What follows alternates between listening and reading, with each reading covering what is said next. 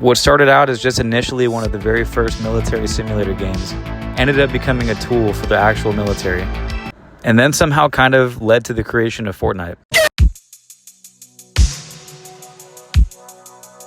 It all started back in 2001. Back then it was called Operation Flashpoint, Cold War Crisis.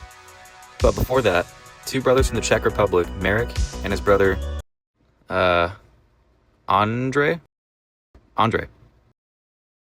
Ondřej.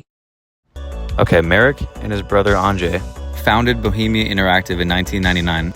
Development of their first game started at home in their bedroom, and from the start, their mission was to create ultra-realistic, large-scale military simulations, something very few studios were doing at the time.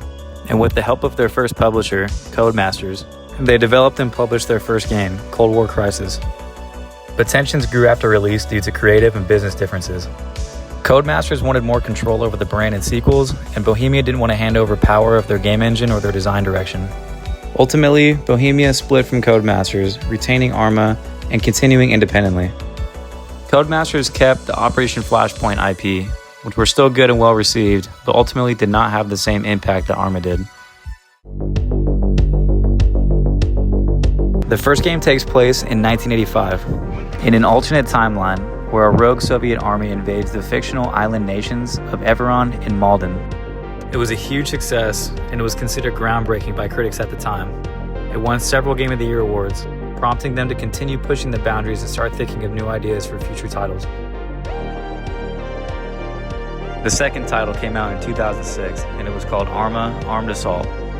Set in the early 2000s on the fictional Atlantic island of Sarani, you play as the United States military as they are caught in the middle of a conflict between the two disputing nations on the island. The third game, set in 2009 in the fictional post-Soviet state of Chernarus. It follows a United States Marine Corps expeditionary unit as they fight communist rebels who try to take over the region. ARMA 2 also featured a Middle Eastern expansion called Operation Arrowhead that follows the United States Army. More notably, ARMA 2 brought the DayZ mod, which left a huge impact on the future of gaming, and eventually led to the creation of the Battle Royale mod. This has heavily influenced gaming today, leading to things like PUBG, Warzone, and yes, Fortnite. But more about that in the mods in just a little bit. Next, ARMA 3 went a little bit of a different direction at first.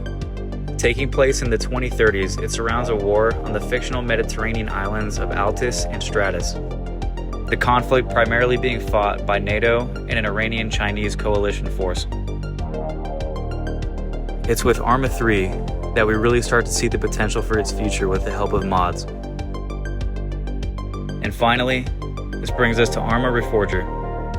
Set back in the 80s like the original ARMA, Reforger is essentially a tech demo for the upcoming ARMA 4. Despite not being a fully fleshed out game, and lacking a single-player campaign, with its improved mechanics, graphics, and especially its continuously expanding mod support, it's arguably one of the best, if not the best, milsim experience out right now, allowing you to experience a wide variety of battlefields from World War II and Vietnam all the way to the Middle East and Ukraine, with even some cartel action in Mexico.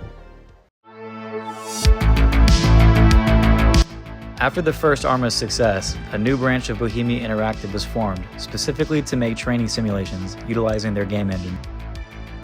Eventually, in late 2001, they came out with their first iteration of something called Virtual Battlespace.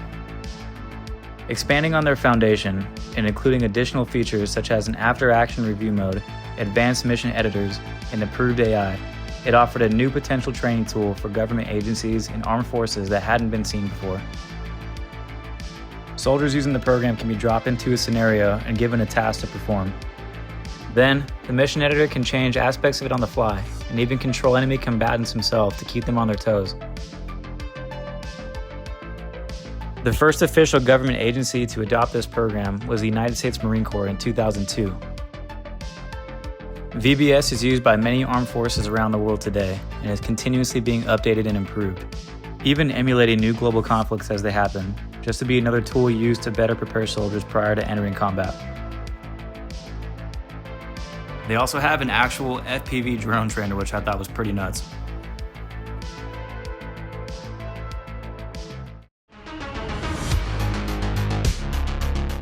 As previously stated, the DayZ mod from ARMA 2 was a huge impact on gaming, and and essentially founded the survival genre that we know today.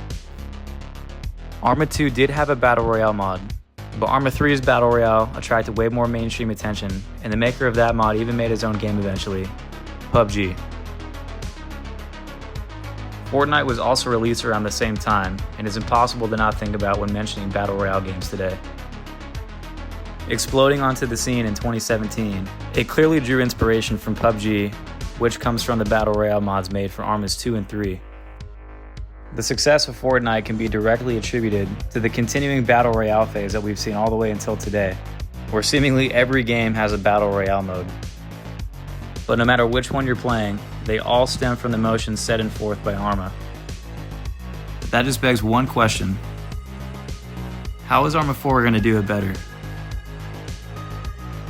If you like this video and you want to see another one like it, let me know in the comments what series you'd like to see next.